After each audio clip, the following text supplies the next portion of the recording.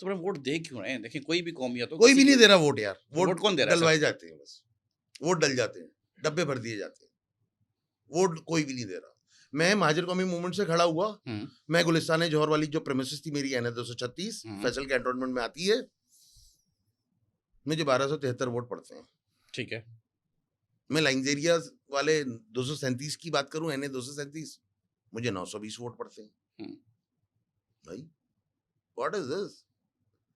एक नई आई हुई जमात जो कभी ठेले लगा लेते हैं, कभी बाजार लगा लेते हैं, कभी कुछ लगा लेते हैं, वो कहां से कहां पहुंच जाते हैं। तो एक मकसद था, एक चीज थी कि महाजर कौमी मूवमेंट के कैंडिडेट को लाना ही नहीं है, लाना ही नहीं है। लाना ही नहीं है। तो उसको उसकी तस्दीक के लिए बस यही 1000-2000 वोटों में ही निपटा दो। हमारे एक साथी हैं जो माशाल्लाह बड़े अच्छे दोस्त हैं हमारे, फील्डवी एरिया से गए थे, उनको जीरो कर दिया, 0 वोट? बिल्कुल जीरो। अब आपका क्या ख्याल है, उसने अपने उनका आप को, अपना वोट भी नहीं था? हाँ मतलब उसका अपना वोट भी नहीं था। उनके अपना हल्का इंतखाब में? हाँ बताएं। तो चीजों में रिफॉर्म्स रिक्वायर्ड है और अर्जेंट बेसिस पे, समझ लें कुछ ऐसा है कि 491 हेबिस कार्पस, ओके। हाँ इंस्टेंट रेमेडी, ऐसा कुछ अब पाकिस्तान में रिक्वायर्ड है। ओवरऑल करना है पूरा। लेकिन सर कैसे होगा सर? मतलब कोई तो यही गलती मेरा ख्याल है विल पाकिस्तान बनाते वक़्त हुई कि जो अफ़सरान आपने उस वक़्त वो जगह में देखिए मुझे जो समझ आती है चीज़, अफ़सरशाही पाकिस्तान का या बिलख़ुसूसन गवर्नमेंट का अगर देखा जाए, तो एक बहुत बड़ा मसला है। अगर कोई सियासी रहनुमा या सियासी लीडर जो है अवामी नुमाइंदा, अवामी खादिम कह लें उसको आप, वो कुछ करना चाहता भी है, लेकिन अफ़सरशाही उसके लिए एक बहुत बड़ा ऑब्स्टेकल है। थाना कल्चर देख लीजिए, हुँ, थाना बिकता है, थाना बिकता कोई है? कोई कम कोई ज्यादा, हुँ, लेकिन बिकता है। ट्रैफिक चौकियां देख लीजिए, बिकती हैं, कोई कम में कोई ज्यादा में। तो यार मैं अगर लेट सपोज कुछ दे के किसी स्टेशन हाउस का ऑफिसर बनता हूँ, तो यार मैं लूँगा ही फिर बैठ मैंने के। मैंने तो रिकवरियां मारनी है ना भाई। फिर मेरा अवामी खिदमत से, किसी की बेवा से, किसी यतीम बच्चे के मामलात से कोई लेना देना नहीं है।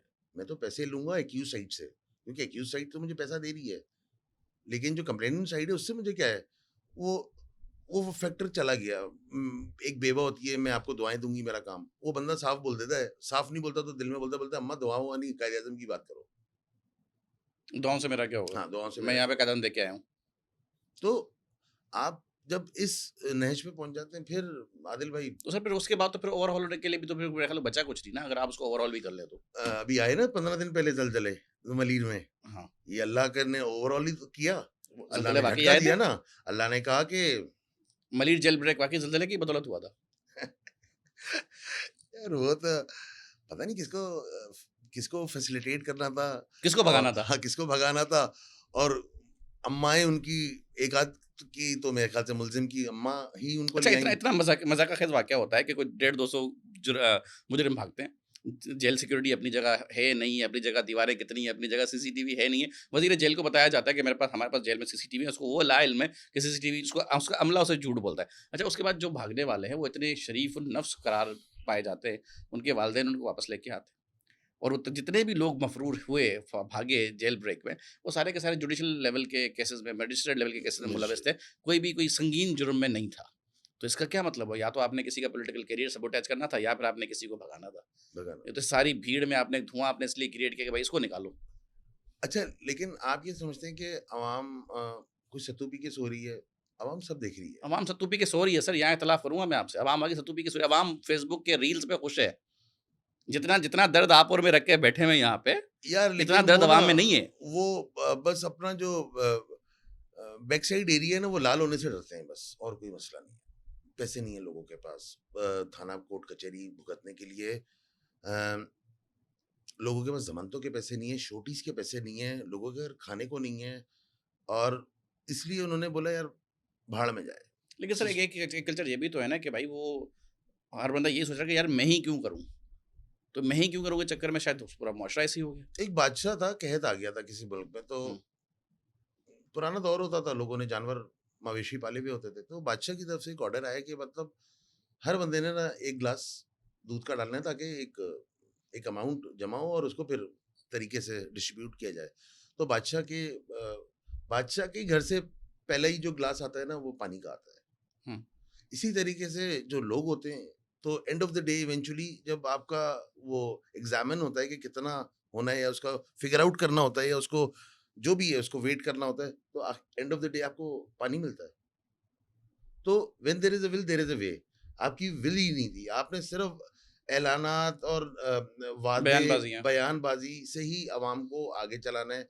आप टैक्सेशन देख लें, आप लोगों की हालत देख लीजिए। आप एक अच्छा बंदा पढ़ा लिखा आदिल भाई, अच्छा बंदा फूड पैंडा कर रहा है, अच्छा बंदा उबर कर रहा है, या ये जो आजकल की जो कमर्शियल नई जो टैक्सीज शुरू हुई हुई हैं, मतलब रातों को मैं अपने टेरेस में खड़ा होता हूँ तो 2 ढाई बजे, कल आई स्वेयर अपॉन गॉड, कल कोई कोई 60 65 साल का बंदा, इतनी बड़ी दाढ़ी, सफेद दाढ़ी, वो फूड पैंडा कर रहा था।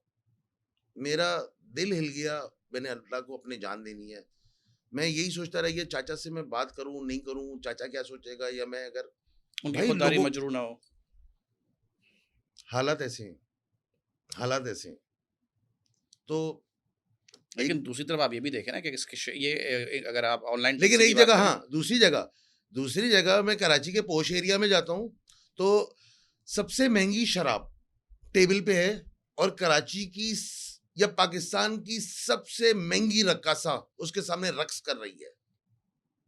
तो कालिया फिल्म मुझे याद आ जाती है अमिताभ की, शानी सेठ।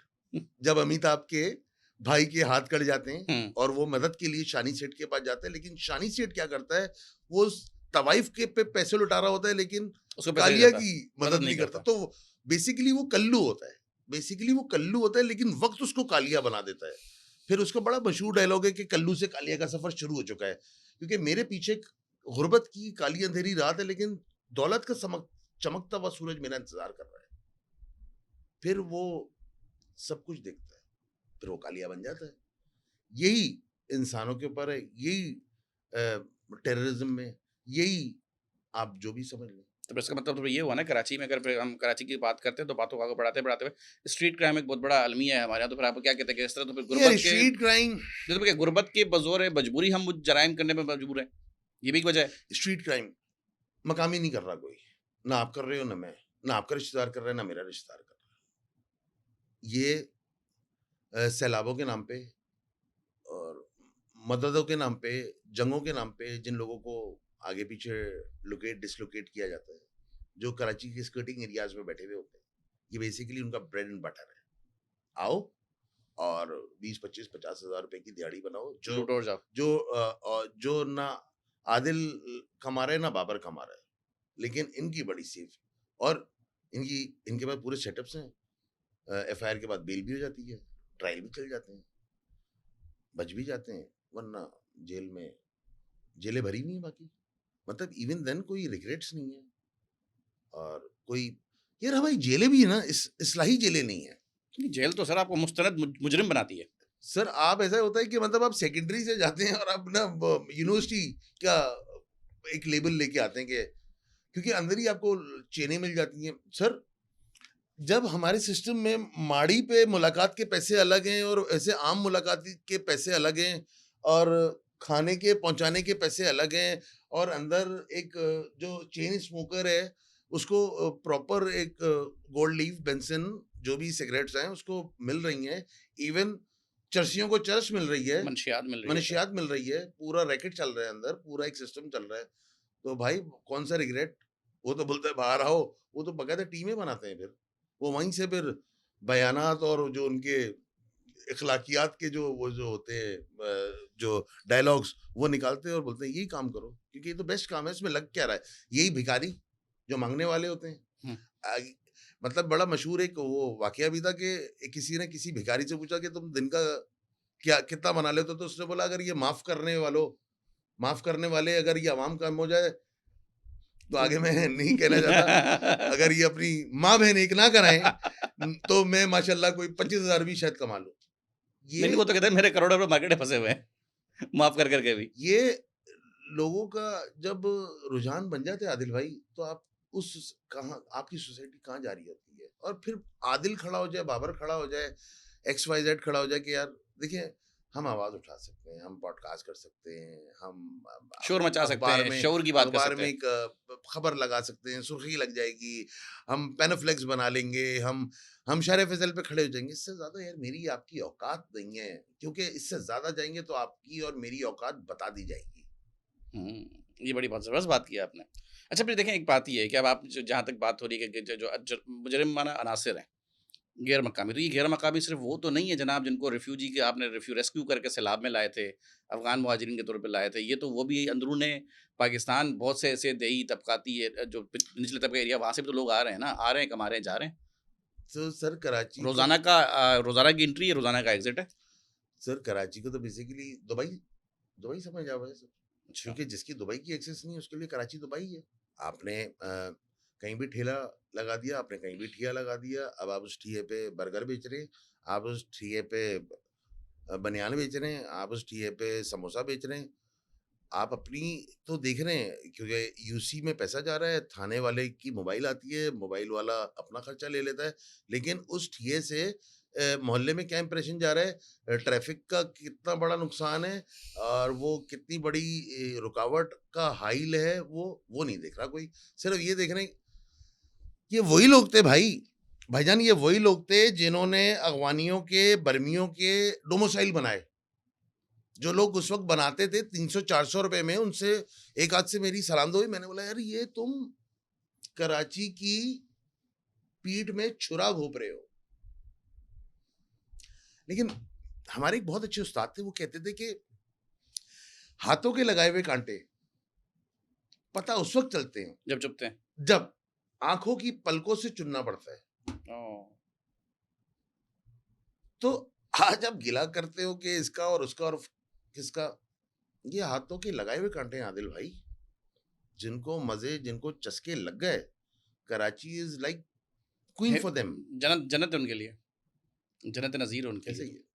मैंने आपने शहर से शायद इतना नहीं कमाया हो। सर आप और मैं तो खर्च कर रहे हैं ना। हाँ, हम हम तो तो सुबह दे रहे हैं। निकलते हैं, बिलावजा कोई पार्किंग वाला खड़ा होता है हाँ, पीली जैकेट पहन के, ऐसे ही उसका ताल्लुक किसी इंतजामिया से है नहीं, है हमें नहीं नहीं। पता, हम अज़रा है हमदर्दी ₹50 दे दिए।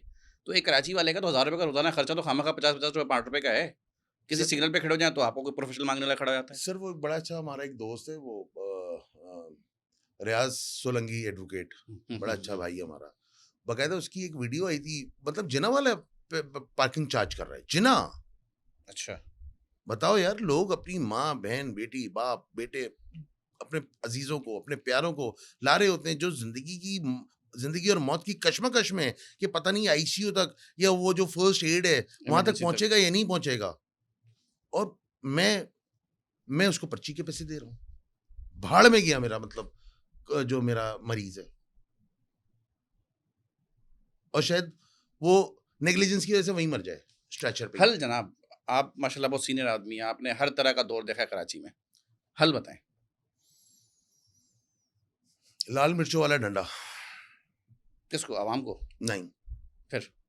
सच्चे आदमियों को, सच्चे आदमियों को? सच्चे आदमियों के हाथ में दे दिया अच्छा जाए, हाथ में दे दिया जाए, ओके। और बिला तफरीक,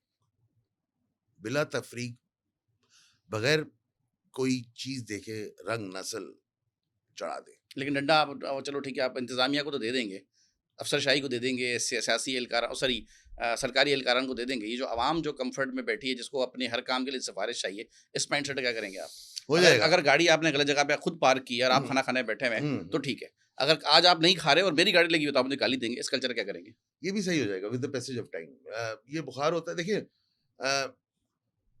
मौत तो आप ना आप दे सकते हो ना मैं, लेकिन हम बुखार दे सकते हैं। अच्छा, तो बुखार देना शुरू करें, सीधे ही हो जाएंगी। लोगों को ये जो रोंग पे चलना और शॉर्टकट्स और नादरा ऑफिस में किसी जुम्मन चाचा को भेज के पर्ची ले लेना और रात को फैसला आंटी को या जो भी है वहां ले जाना, ये सारे दो नंबरियां खत्म हो जाएगी सर। और इसकी इसकी रीजन सजा, सजा और जजा का जो एक तरीकेकार है सर, वो इम्प्लीमेंटेशन सर आपने बड़ी खूबसूरत बात की है। आप सज़ा जज़ा की बात से मेरे ज़हन में एक बात आई, जो कि मैं शायद इस टॉपिक का तो मौजू था ही नहीं यहाँ का, लेकिन बात बताएँ, सज़ा और जज़ा यहाँ जो आपका एक तबका है, मकतबा फ़िक्र है, जो कि आम अवामी लोग हैं, लेकिन वो खुद को बहुत आबिद और ज़ाहिद और बहुत क्या कहते हैं, इबादत गुज़ार समझते हैं।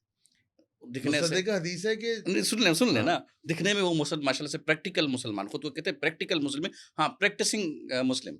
प्रैक्टिसिंग मतलब मैंने बाकायदा इश्तिहार देखे हैं कई जगहों पे कि आई एम प्रैक्टिसिंग मुस्लिम या प्रैक्टिसिंग इस्लामिक प्रैक्टिसिंग फैमिली है। उनका तर्ज़ इस्लामी है, चोबा उनका इस्लामी है, हुलिया उनका इस्लामी है, फ़राइज़ उनके पूरे हैं, मामलात उनके कहीं नज़र नहीं आते। तो आपको नहीं लगता कि सज़ा और जज़ा तो उनके हाथ में है यहाँ पे हमारी तो? सर यहाँ पे सॉरी टू से मतलब काफ़ी लोगों को आपने तो कोई ये हदीस भी कोट कर रहे थे आप। हदीस तो मैं आपको अब कोट करता हूँ, आप आगे मुझे ले गए तो मैं अगली चुरंगी से आपको पकड़ता हूँ पहले। मसला ये है कि आदिल भाई, मैंने दीन को ना एज़ अ दुकान बना लिया है। मैंने हर मकतबा फ़िक्र की मेरी दुकान हुँ, है और मेरी सेटलमेंट है, मेरी सेटिंग है। मुझे मकसद के काम के बंदे मिल जाते हैं, मुझे फ़तवे भी मिल जाते हैं और मुझे ऐसे अकायद के मानने वाले भी मिलते हैं कि मेरे गुनाहों पे वो अ, पर्दे भी डाल देते हैं और मुझे रिलीफ़ भी मिल जाता है। लेकिन वो ये नहीं सोचते कि जो हमारा मालिक है, हमारा पैदा करने वाला है, हुँ, उसकी आँख बंद नहीं है। बात ये है कि जब अल्लाह की जब पकड़ है ना सर, बस मैं समझता हूँ सिर्फ़ और सिर्फ़ अल्लाह की पकड़ का आपके दिल में खौफ़ होना चाहिए। हुँ, बाकी सर आपका हुलिया कैसा है, आपके मामलात कैसे हैं, सर अल्लाह ही फरमाते हैं ना, ये नमाज़ें लपेट के मुँह पे मार दी जाएँगी। अल्लाह ही फरमाते हैं ना कि ना मुझे कुर्बानी का गोश्त चाहिए, ना मुझे खून चाहिए। अल्लाह को चाहिए क्या? सर तक जो अल्लाह को चाहिए, हम अल्लाह को डिलीवर करना शुरू कर दें सर, हमारे मामलात सीधे हो जाएँगे सर। मेरी बेटी का बगैर किसी को बोले, बगैर किसी से कहलवाए मेडिकल में एडमिशन भी हो जाएगा। मेरे बेटे का यूएस का जो स्टूडेंट वीज़ा है, वो बगैर किसी की सिफ़ारिश के वो भी लग जाएगा और मेरे सारे काम हो जाएँगे। लेकिन बात ये है कि माँगना भी मैंने अल्लाह से, लेकिन मैंने अल्लाह को मानना भी नहीं है। मैंने अल्लाह को मानना भी नहीं है और अल्लाह ने जिन कामों से मुझे मना किया हुआ है, करने भी मैंने वो काम है। मैंने ज़ना भी करना है, मैंने शराब भी पीनी है, मैंने हुकूकुल इबाद भी तहस-नहस करना है, मैंने यतीम का हिस्सा भी खाना है, मैंने अपनी बहन का हिस्सा खाना है, मैंने अपने भाई को ज़लील कराना है, मैंने मैंने मरवाना भी अपनी है। जायदाद को मैंने कुछ ऐसे मामलात करा के फ़ॉर्ज डॉक्यूमेंट्स करके मैंने चबाना है। मतलब यार मैं कब्र में जो कफ़न है ना आदिल भाई, जेब नहीं है। कोई ताक़चा भी इन नहीं है। हाथों ने पता नहीं सैकड़ों अंदर कोई बंदे, ताक़चा हाँ, अलमारी सेफ भी नहीं है। हाँ, अंदर मैंने पता नहीं इन हाथों से कितने मैंने दफ़ना दिए लोग। मैंने जेब का कोई सेटलमेंट, अंदर कोई स्प्लिट और अंदर कोई मैंने मामलात नहीं देखे। तो वक़्त पे ही आपको अल्लाह याद आता है, वक़्त पे देखिए एक वक़्त पे तो तौबा भी खुद इंसान रियलाइज़ करे कि आपकी जवानी, आपके जब टखनों में टक-टक आवाज़ें नहीं आती, आपकी कमर में कोई लचक नहीं है और आप जवान हैं और सीना आपका चौड़ा है, यार तब आपने अल्लाह की नहीं रखी, अल्लाह की नहीं मानी। आज आप मस्जिद में नऊज़ुबिल्लाह मतलब चेयर के ऊपर बैठ रहे हो, आज आप अच्छी चीज़ है, लेकिन आप रियलाइज़ भी करो कि अल्लाह क्या कहते थे। अल्लाह को तो जवानी की इबादत सबसे ज़्यादा पसंद है। जवानी की अल्लाह ज़रूरत को बुढ़ापे के बारे में नहीं कहा उन्होंने। अल्लाह पाक कहते हैं मुझे जवानी में ताकत है, ज़ोर है, ज़ूम है। मतलब आप फिट हैं। आप किसी को मुक्का मारे, अगला बंदा दूसरा मुक्का नहीं माँगता। अल्लाह तब देखना चाहते हैं कि मेरा जो प्यारा बंदा है जिसको मैंने पैदा किया है, वो मेरे लिए कितना इनक्लाइंड हाँ, है। वो मैं सोचता था एक चीज़ कि फ़ायदे वाले कौन लोग हैं? हुँ, तो मेरे दिमाग में मैंने आपको शुरू में कहा कि मैं कहीं न कहीं बागी, हुँ, हुँ, बिल्कुल बागी हूँ। मैंने पूछा था कि आप मतलब बागी कैसे हैं? तो वकील हो, बागी कैसे हैं? हाँ, तो मैंने सोचा कि यार ये जो फ़ायदे वाले लोग होते हैं ये कौन होते हैं? मैंने प्राडो वाले देखे, मैंने लेक्सस वाले देखे, मैंने मर्स वाले देखे, मैंने बीएमडब्ल्यू वाले देखे। बोला नहीं यार, मैंने डीएचए वाले देखे, मैंने मोहम्मद अली सोसाइटी वाले देखे। बोला नहीं ये भी नहीं। जिन लोगों के स्टूडेंट वीज़े लग जाते हैं, पूरी-पूरी फैमिली इमिग्रेंट वीज़ाज़ पे बाहर चली जाती है, मतलब ये भी नहीं। सर बंदे तो वो जो सर फजर में पहली सफ में खड़े, बिस्तर छोड़ के, नींद को साइड पे करके, अल्लाह के लिए, अल्लाह की रज़ा के। उसमें रियाकारी नहीं होनी चाहिए बस। हुँ, क्योंकि रियाकारी के लिए तो अल्लाह ने कहा है ना ये लपेट के मुँह पे मुँह पे मार मार दी दी जाएगी। जाएँगी। तो खलूसी नियत के साथ, दिल से और खालिसतन अल्लाह की रज़ा के लिए आप फजर की पहली सफ में खड़े हो। आदिल भाई, हुँ। आप बादशाह हैं। आप मतलब you'll think और things will be done, ये मेरा फर्म बिलीफ है। आप सोचेंगे, आप जिस अफसर के पास जाएंगे, जिस शख्स के पास काम के लिए जाएंगे, वो शख्स पाबंद होगा। He will be like waiting for you कि आप आओ और अपना काम करो, क्योंकि फिर अल्लाह की मदद जो गैबी मदद है। वो आपके साथ शामिल होती है। देखिए जहाँ से बात निकली है रियाकारी की, पहले तो आप वो मुझे हदीस सुनाएँ, आप हदीस सुना रहे थे आप मुझे बस एक। दोजख भरी हुई होगी ऐसे लोगों से, हुँ। जिनके हुलिये और जो जिन लोगों ने दीन का मजाक बनाते हैं, जो कहते कुछ है करते कुछ है, क्योंकि दीन तो जो कहता है वही करता है। कुरान को आप पढ़ लें और रसूल पाक हज़रत मोहम्मद मुस्तफ़ा सल्लल्लाहु अलैहि वसल्लम, इन पे मेरे वालिदैन, मेरे बच्चे सब कुर्बान, उनकी ज़िंदगी को देख लीजिए या उनकी ज़िंदगी को देख लीजिए और कुरान को देख लीजिए, बिल्कुल सही है। कोई फ़र्क नहीं है। अल्लाह की किताब है, अल्लाह ने कहा था कि मैं इसका मुहाफ़िज़ हूँ, इसकी हिफ़ाज़त करने वाला मैं हूँ। बकाया जो 3 जो किताबें हैं, उनमें रद्द-ओ-बदल, अमेंडमेंट्स, फलाना-ढिमकाना, प्लस, माइनस, सब्सट्रैक्शन सब हो गई। मेरा कुरान आज भी वही है। बात ये है कि मैंने अल्लाह को माना ही कहाँ सर? मैंने अल्लाह को माना ही कहाँ? बात ये है कि मेरी जो ख्वाहिश है, मेरा एक बड़ा अच्छा बड़ा बंगला हो, गाड़ी हो, बंदी हो, 1 डब्बा शाही सुपारी हो, तो ये मेरी रिक्वायरमेंट्स है।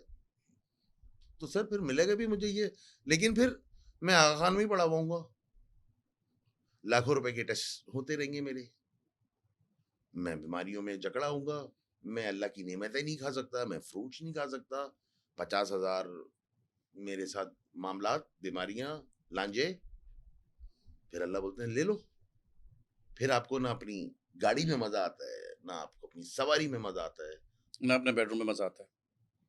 सर देखिए, 10 लाख का आपका बेड है, हुँ। लेकिन खुदा ने अगर आपके नसीब में, आपके मुकद्दर में नींद, पीसफुल नींद नहीं लिखी सर, लानत है ऐसे बेड पे। बेशक। बात चल रही थी रियाकारी की, अब वैसे ही प्रोग्राम का वक़्त भी खत्म हो रहा है काफ़ी। तो देखिए रियाकारी से मुझे एक चीज़ और ज़हन में ये आई, चैरिटी। हुँ, कराची शहर बड़ा दरिया-दिल, बहुत सखी। हम मतलब इस मामले तो मैं कराची की क्या बात करूँ। हम तो वो लोग हैं जो रात को 2:30 बजे भी हमें कोई बाइक नज़र आए तो हम उसको भी बगैर पूछे, बगैर नाम के धक्का दिए चले जाते हैं। यस। हम लिफ्ट भी दे देते हैं।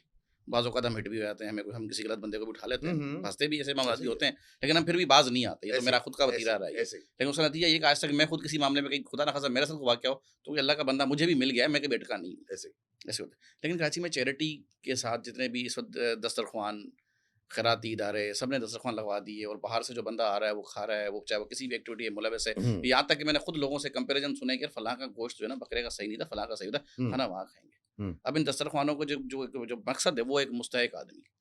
आप कह रहे हो कि यार हम सफ़ेदपोश आदमी को भी खाना खिलाएँगे, उसको भी अच्छी सेहरी करवाएँगे, अच्छा इफ्तार कराएँगे, उनको हम फ़िश की कह के वो भी खिलाएँगे। कोई दूसरा इदारा है वो कह रहा है कि मैं ऐसे भी करूँगा, वैसे भी हुँ, करूँगा। ये जो एक जंग खैराती इदारों की आपस में चल पड़ी है, तो इसके साथ अब जो एक मसला है जो मुझे देखने को मिलता है ज़ाहिर तौर पे वो ये है कि एक वो तबका जो सफ़ेदपोश कहलाता है, वो तो अपने घर पे बैठा है कि उसको अपनी चादर चारदीवारी बहुत वो अपनी उसको महफ़ूज़ रखे, उसको अपनी इज़्ज़त-ए-नफ़्स बहुत अज़ीज़ है, उसको बैठा हुँ, हुआ। जो निचले तबके का जो छोटा-मोटा रोज़गार करने वाला एक तबका है, इन दस्तरख़्वानों की ज़ीनत इस वक़्त वही बना हुआ है हुँ, और सबसे ज़्यादा जो मुस्तफ़ीद यहाँ पे हो रहे हैं, वो इससे गैर मकामी हो रहे हैं और उन गैर मकामियों में ही अब गैर मकामी का लफ़्ज़ मैं यूज़ करने में मजबूर हूँ क्योंकि इस पे एतराज़ करते हैं लोग हुँ, कि क्यों कर रहे हैं? लेकिन बात ये है कि भाई मेरा शहर है, हुँ, मेरे जीना-मरना है यहाँ पे, मेरे तो हुँ, आबा-ओ-अजदाद दफ़न है यहाँ पे, हुँ, मैंने भी दफ़न होना है। तो हुँ, बात ये है कि यहाँ से जो जराइम पेशा नासिर को जो फ़ैसिलिटेशन मिल रही है, खाना-पीना मुफ़्त का है, रिहाइशें मुफ़्त की हैं, पनाहगाहें बनी हुई हैं, शेल्टर होम बने हुए हैं, तो ये फिर जो कराची में करके जाते हैं, तो आपको नहीं लगता है कि खैराती इदारों को सिवाय रोटी खिलाने के वही सोचे कि अमली तौर पे किसी को कोई रोज़गार वग़ैरह, कोई हुनर, कोई दस्तकारी, सनअतकारी, छोटे-मोटे कारोबारी ठेले, इस तरह की चीज़ें करनी चाहिए या फिर हम उनको बकरे का गोश्त खिला के इसी में मसरूफ़ रखेंगे उनको हम? हाँ यार, मैंने देखे 1-2 जो आपने काम बताए हैं, बिल्कुल मैंने बकरे बिल्कुल वो बकरे जो बिल्कुल मरने पर हैं और मरने से 10 दिन पहले जिनको जालों में खड़ा करके फ़ोटो सेशन होता है और वही बकरे की पर्ची 5-6 दफ़ा कट जाती है दिन में। जो लोग अपने प्यारों के लिए, महरूमीन के लिए सदका खैरात करते हैं, अक़ीक़ा खैरात करते हैं। करते हैं, तो उसी बकरे पे तकरीबन 6-6 पर्चियाँ कट जाती हैं। सर, कराची शहर शेरों का शहर है। हुँ, यहाँ के जो लोग हैं देने लेने में राहे अल्लाह, अल्लाह को राज़ी करने के लिए जो देना होता है, उसमें बादशाह हैं। और उन बादशाहों में जो मैं समझता हूँ हीरो है, कराची का ज़फ़र अब्बास है। जफर अब्बास ने बेसिकली चैरिटी का जो मकसद है, उसके जो मीनिंग्स हैं और उसका जो चैरिटी का जो मकसद था ना सर, वही चेंज कर दिया sir. Charity begins at home.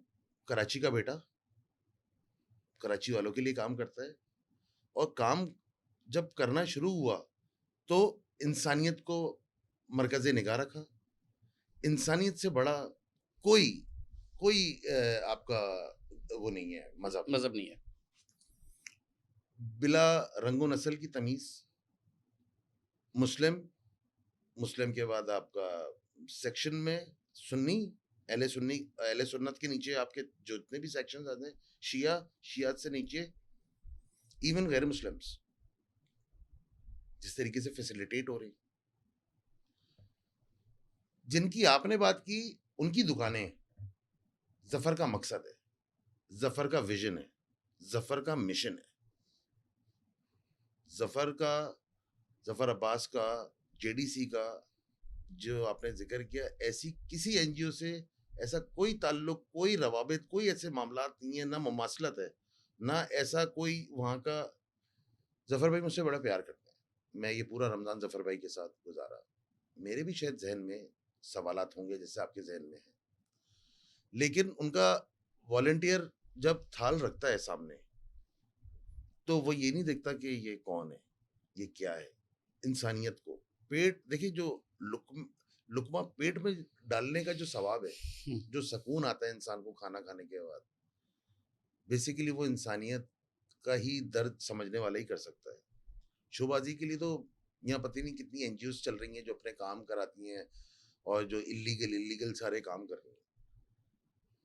अब आपने कहा कि डकैतों को, हाँ, देखिए आपने अच्छाइयाँ तो गिनवा दी, वो तो सही हैं। लेकिन एक सवाल जो मेरे ज़हन में है, वो बहुत से शहरियों के ज़हन में हो सकते हैं।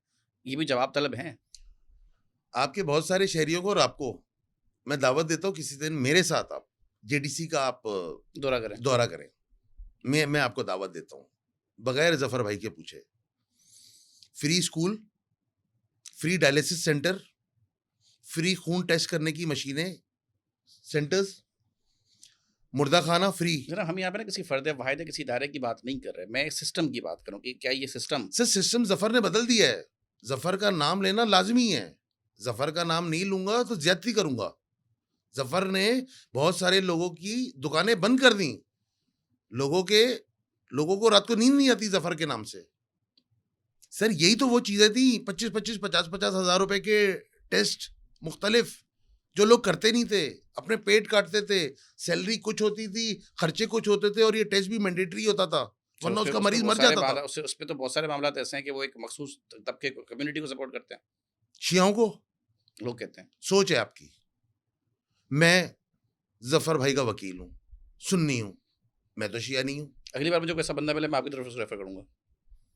सर जफर भाई की वीडियोस हैं, मैं लीगल का बहुत बड़ा तो नहीं, मैं तो कुछ भी नहीं हूँ, जर्रा भी नहीं अपने आप को समझता, लेकिन जो लीगल एस्पेक्ट से अब जेडीसी ने जिस तरीके से अब काम करना शुरू किया है, और जिस तरीके से अल्हम्दुलिल्लाह सक्सेसफुल केसेस है, वो कभी जिंदगी में आपसे मुलाकात हुई, कोई पॉडकास्ट रही या नहीं रही, कोर्ट में तो आप मेरे से बाहर नहीं है, ना मैं आपसे बाहर हूँ, तो मैं आपको वो सक्सेसफुल केसेस दिखाऊंगा जो जफर भाई की या जेडीसी की वजह से हल हुए, जिन लोगों के पास माली इशूज थे। देखिए आपने मेरी बात काट दी, मेरे ख्याल से आप सुनिएगा मेरी बात। आराम से सुनूंगा मैं। मैंने आपको क्या बताया कि मैंने free education, free IT, free dialysis, free IT centre, उसके बाद मुर्दा खाना फ्री, देखने से ताल्लुक। एदी साहब को मेरा दोनों हाथों से सलाम, लेकिन एक दफा आप जेडीसी का भी मुर्दा खाना देखिए, क्या क्या बनाया है वो, क्या बनाया है और किन तकाजों को पूरा करते हुए वो बनाया है।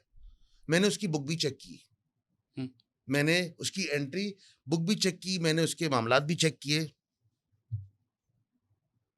2 शियाओं से ज्यादा मुझे बंदे नहीं मिले, मुझे क्रिश्चियंस मिले। अच्छा, ये 100% फ्री है, जैसे चार्जेस हैं वो नहीं सिलसिला? कैश काउंटर ही नहीं है आदिल भाई। आप जफर को, मैं जफर के बारे में कह क्या रहा हूँ आप वो समझें, और आपकी तवज्जुह से मैं उन लोगों को जो जफर को, मैं भी यही चाहता हूँ आप हमें समझाएं, जो जफर के खिलाफ प्रोपेगेंडा करते हैं, डकैत और ये और वो, मैं उनके मुंह में जबान नहीं रह जाती जब वो ये चीजें देख लेते हैं। ये प्रोपोगंडा करने वाले बकायदा फंडेड बेस काम करते हैं। आईडीज होती हैं इनकी, सैकड़ों आईडीज होती हैं बकायदा। इनको फंड आता है कि आपने जफर के कामों को, जेडीसी फाउंडेशन को आपने इस तरीके से डिफेम करना है। और अभी बीच में एक साहब थे, नाम लेना कोई वो नहीं है जरूरी समझता, क्योंकि वो शख्स भी कोई इतना जरूरी नहीं है, लेकिन वो बहुत डिफेम करता था। उसको जब हमने तरीके से लीगल नोटिस लगाया और उसके कॉन्सिक्वेंसेस, और तो अल्हम्दुलिल्लाह चीजें, देखिए आसमान में आप थूकेंगे ना, थूक आपके मुंह पे आएगी। जफर का कोई भाई आपने कोई सेंट्रल गवर्नमेंट की किसी पोजीशन पे देखा? नहीं, मेरा नहीं। अच्छा, लोकल गवर्नमेंट में जफर का कोई रिश्तेदार सुना आपने? नहीं, कोई सरकारी सियासी ऐसी कोई चीज सुनी नहीं है। सियासी कोई मुशीर जफर भाई बन गए, किसी ने उनके सर पे हाथ रख दिया? सुनते हैं गवर्नर साहब का है, और सिंध गवर्नमेंट भी काफी ताउन करती है उनके साथ। आपने जिस पैराए में सुना है गलत सुना है, मैं आपको पैराया भी क्लियर कर दूं। गवर्नर साहब, हर बंदे ने अपनी कब्र में जाना है। गवर्नर साहब इंसान दोस्त आदमी है, अवामी गवर्नर है, काम करना चाहते हैं। अल्लाह ने उनको हैसियत, ताकत और असबाब और वसाइल ये दिए, और गवर्नर साहब काम करना चाहते हैं। जफर साहब की अगर बात की, इनकी मेंटल अटैचमेंट बहुत अच्छी है, क्योंकि मोटिव एक है। अब वो गवर्नर हाउस के प्रोग्राम हो, कोई फलाही या जेडीसी के ग्राउंड पे, इधर वो आपके नुमाइश पे हो जाए या आपके जेडीसी हेड ऑफिस अंचोली पे हो जाए, बिल्कुल। और ताउन भी है गवर्नर साहब का, लेकिन आप ताउन को या अली शेखानी भाई की जो मोहब्बत है उसको आप, सर मेरा सवाल बिल्कुल भी ये नहीं है कि मैं उनके काम के खिलाफ हूँ, मैं बिल्कुल भी काम के नहीं, खिलाफ आपने नहीं कहा ना कि डकैतों को, मैं बेसिकली मैं ये समझना चाह रहा हूँ कि देखिए क्या ये जो फैसिलिटेशन है, क्या ये उन अनासिर की सहूलतकार नहीं बन रही जो शहर के अमन को, यहाँ के तहफ़्फ़ुज़ को, लोगों के माल व असबाब को हिट कर रहे हैं, नुकसान कर रहे हैं? आदिल भाई आप एक वकील हैं, डबल ग्रेजुएट इंसान है, मैं समझता हूँ आप थोड़े को ना ज्यादा समझने वाले इंसान है। फ्री स्कूल में किसका बच्चा पढ़ेगा? कोई सवाद से नहीं आएगा। कराची की खिदमत हो रही है, कराची का बच्चा पढ़ेगा। जो डायलिसिस सेंटर है वो जफर भाई ने गली गली बना दी है, वरना डायलिसिस सेंटर, डायलिसिस का एक सुबह जिसका पेशेंट का डायलिसिस और फस्टूला और ये वो चीजें, एक कैफियत, एक तकलीफ, एक तकलीफ, पता है इस प्रोसेस का। तो जफर भाई ने क्या किया, जगह कराची के नुक्कड़ नुक्कड़ पे, करिया गली गली डायलिसिस सेंटर बना दिए। आओ डायलिसिस कराओ और खामोशी से अपने काम धंधे पे निकल जाओ। कोई पैसा भाई, कोई कैश काउंटर है ही नहीं। खून टेस्ट कराने महंगे से महंगा, सस्ते से सस्ता, आओ करा के चले जाओ। नहीं पूछा जाएगा तुम सुन्नी हो शिया हो। खाने का जो थाल जाता है वो शिया सुन्नी पूछ के नहीं दिया जाता। उसके बाद जो मुर्दा खाना है, मैंने आपको खुद बताया। देखिए अब मैं दो चार चीजें आपको क्लियर करूं। जफर भाई को अपनी कम्युनिटी के लिए अहले तशी हैं वो, उनको ये मॉर्चरी की जरूरत ही नहीं थी। अंडरस्टैंड। उनको मॉर्चरी की, मुर्दा खाने की, गुसल की जरूरत ही नहीं थी। वजह, जितनी भी इमाम बारगाहें कराची में मौजूद हैं, उनका जो भी साइज लेंथ हो सकता है वो कम से कम 2 वरना 6 से 7 गुसल खाने इमाम बारगाहों के अंदर होते हैं, मौजूद हैं।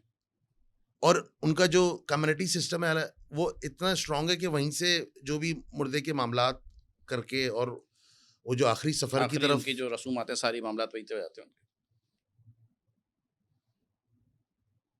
तो यहाँ तो फैसिलिटेट सुन्नी हो रहा है, क्यों हो रहा है? यहाँ तो नॉन मुस्लिम सुन्नी भी कराची का शहरी है, मैं उसकी तो बात ही नहीं कर रहा। कराची का शहरी है वो। नहीं, आपका एक सवाल था कि स्पेसिफिक एक नहीं, वो तो देखिए अपनी जगह, मैं उसको अपनी जगह, मैं सिर्फ ये कह रहा हूँ कि ये जो दस्तरखान है, ये उस गैर मकामी का भी सहूलतकार किसी न किसी तरह से बन रहा है। नहीं, मैं तीसरी बार सवाल दोहरा रहा हूँ। हाँ, मैं आपको तीसरी दफा ही चुरंगी इसलिए घुमा रहा था क्योंकि अगर मैं आपको सच बोल दूंगा ना तो आप मुझसे बिफर जाएंगे। नहीं सर, मैं सुनूंगा। हाँ, 85% उसके दस्तरखानों पे बैठने वाले कराची की वो फैमिलीज जो अफोर्ड ही नहीं कर सकते थे रमजानों को या आम जिंदगियों को, वो लोग जो मास्क लगा के अपनी इज्जत नफ्स छुपा के, और जफर भाई ने किया क्या, जफर भाई ने एक मेले की तो सूरत दी ना आपको। JDC, Jafaria disaster cell. Sir ये बड़े लक वाले लोग होते हैं जिनको इनविटेशन, जो उसको अवील करते हैं, ये बड़े नसीब वाले लोग होते हैं। ये इमाम जाफर सादिक से रेलेवेंट है ये दस्तरखान, और ये चलता चलता जफर भाई को अल्लाह ने हिम्मत, ताकत, हौसला, वसाइल, ताकत दी तो कर गए ये जफर भाई। हर बंदा तो इस दस्तरखान पे बैठ ही नहीं सकता सर। इस दस्तरखान पे जिस तरीके से जफर भाई या जफर भाई के जो साथ खड़े होने वाले जितने दोस्त हैं, उनके मुखैर हजरात हैं, उनके जो डोनर्स हैं, सर अजीम तरीन और महंगे से महंगा दस्तरखान और पकवान बनाने की कोशिश करते हैं सर। देखिए आदिल भाई, मेरे पास बहुत पैसा है, ये मैटर नहीं करता, लेकिन मैं अपने पैसे से किसी की मदद कर रहा हूं और रच के कर रहा हूं, वो मैटर करता है। आप क्या कहते हैं कि मतलब जो दस्तरखान है JDC का, उस पे खाना खाने के बाद बाहर कोई काउंटर लगा है कि उस पे नहीं नहीं नहीं, मैं बिल्कुल भी नहीं कह एक रहा, सवाल बिल्कुल नहीं कह रहा। ओहो, मेरा एक सवाल है आदिल भाई, मेरा एक सवाल है। इस पॉडकास्ट का जितना हिस्सा आप है उतना मैं भी हूँ। ऐसा नहीं है, ऐसा तो नहीं है ना कि बाहर कोई कमेंट बॉक्स लगा हुआ है JDC के, बिल्कुल भी नहीं है कि भाई आप कमेंट्स दें। नहीं, बिल्कुल भी नहीं है। ये जो खिदमत हो रही है, जो मंदी है, XYZ 30 दिन, या जो रोजे हैं, या ये जो फ्री स्कूल्स हैं, या ये फ्री एजुकेशन है, फ्री IT है, फ्री मुर्दा खाना, मतलब शायद मैं ये मेरी कोशिश होती है कि मैं सारी चीज़ें जहन में रखूं, लेकिन वो माशाल्लाह वो काम की एक्सपेंशन जफर भाई की इतनी है कि मेरे जहन से एक दो चीज़ें निकल ही जाती हैं। लेकिन सर मौरख लिखेगा जफर अब्बास को, मैंने भी जाहिर बात है इस दुनिया की तरह जिंदगी गुजारनी है, मर जाना है, लेकिन अगर ये पॉडकास्ट रह गई और ये आपने सही अपलोड कर दी और ये वायरल हो ऐसे गई, ही जाएगी, हाँ ये वायरल हो गई, तो लोग बोलेंगे बाबर मिर्जा एडवोकेट ने बात की थी। जफर लिखा जाएगा, क्योंकि जफर ने अपने जाती किसी फायदे के लिए काम नहीं किया। जो काम है सर, जो कुर्बानी थी, अभी कुर्बानी कितना गोश्त जफर भाई के घर चला गया होगा? मेरा नहीं ख्याल कि देखें, मैं हाँ। इनकी जात पे तो ये बात कर ही नहीं रहा ना बाबर भाई, मैं इनकी जात पे तो ये बात कर ही नहीं रहा, मैं तो एक चीज, किसी और चीज को हाईलाइट कर रहा हूँ।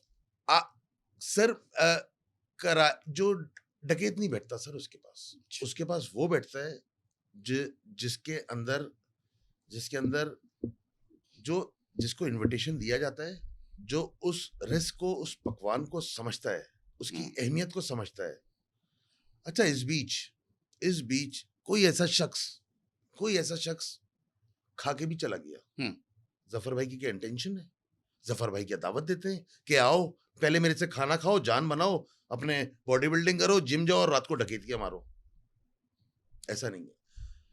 जो केसेस आते हैं ना सर जफर भाई के पास, वो चूंकि मैं लीगली मैंने देखा इस पूरे रमजान, देखिए अल्लाह जानता है, लेकिन स्टोरियां लेके सब आते हैं। किसी की स्टोरी सच्ची है और किसी की झूठी है, बस इसके आगे में आदिल भाई कोई बात नहीं। लेकिन जफर भाई की इंटेंशन क्या है कि जो आ गया उसको जिस हद तक फैसिलिटेट किया जाए, इधर with the way of legal help, उसकी माशी। फिर आपने बहुत खूबसूरत बात बोली, अभी मेरे जहन में आया, ठेले बांटे जाते हैं कारोबार के लिए, और सब्जियों के साथ, फ्रूट के साथ रक्शे बांटे जाते हैं, ओनरशिप के साथ बाइकें दी जाती हैं काम के पर्पस के लिए, मोबाइल फोन दिए जाते हैं एप्लीकेशन यूज करने के लिए। तो मतलब सर इससे ज्यादा और क्या जफर से कोई एक्सपेक्ट कर सकता है? मतलब he is doing more than enough, मतलब उसने हक अदा किया है। और बहुत सारे आगे के प्रोग्राम आदिल भाई मैं आपके साथ शेयर करूंगा, जो आगे के। नहीं, मैं आपसे एक खुशूसी निशिस्त आपसे रिक्वेस्ट करूंगा कि JDC स्पेशल हम करेंगे इंशाल्लाह, बिल्कुल करेंगे। और अभी मेरा ख्याल है वक्त काफी तभी लगा। एक छोटा एक सवाल मेरे जहन में था जो मैंने आपसे पहले कर रहा था, अब टाइम काफी खत्म हो चुका है, लेकिन मैं फिर भी आपसे कह देता हूँ। कराची की सियासत को बहुत बारीकी से जानते हैं आप, मुहाजिर सियासत का बानी अजीम अहमद तारिक, या इमरान फारूक, या आफाक अहमद, या अल्ताफ हुसैन, किसको कहते हैं आप? No comments. कराची के नौजवानों को मौजूदा हालात के तनाजुर में, बिलखुसूस कराची के आप उर्दू स्पीकिंग नौजवानों को, जो कि अभी भी किसी आवाज़ के मुंतज़िर हैं, जो अभी भी सोचते हैं कोई मौजज़ा ओवरनाइट हो जाएगा, उनको क्या पैगाम देंगे आप? इंसान बन जाए, बस इंसान बन जाए। बहुत शुक्रिया बार भाई आपका, जज़ाकल्लाह। Thank you so much. नाज़रीन, आपने देखा कि एडवोकेट बाबर मिर्ज़ा साहब के साथ जो गुफ्तगू रही काफ़ी तंदो-तेज़ भी रही, सख्त भी रही, तल्ख़ भी रही। लेकिन इस गुफ्तगू के दौरान हमारी आपस में ज़ाती ऐसी कोई रंजिश नहीं है। ये वो सारी बातें हैं जो कि अवाम तक ऐज़ ए बिल्कुल ही हक़ाइक़ के साथ आनी चाहिए और अवाम को वाक़ई सोचना चाहिए कि लम्हा फ़िक्रिया क्या है, वो लम्हा तब्दीली क्या है। और वाक़ई आखिर में जो कमेंट्स बाबर भाई ने दिए, मेरा ख़्याल है कि बशमूल मेरे और आपके, तब्दीली वक़्त का एक अहम जुज़्व है, जो वक़्त के साथ तब्दील नहीं होते। आज ही मैंने अपनी एक तहरीर में लिखा था कि वक़्त के साथ तब्दील होना ज़रूरी है। अगर वक़्त के साथ हम तब्दील नहीं होंगे, तो वक़्त हमारे लिए तब्दील हो जाएगा। इस उम्मीद के साथ कि आज का प्रोग्राम, आज की बातें आपके दिल व दिमाग पे तासीर करेंगी। अल्लाह ताला हम सबका हामी व नासिर, और पाकिस्तान ज़िंदाबाद। अल्लाह हाफ़िज़।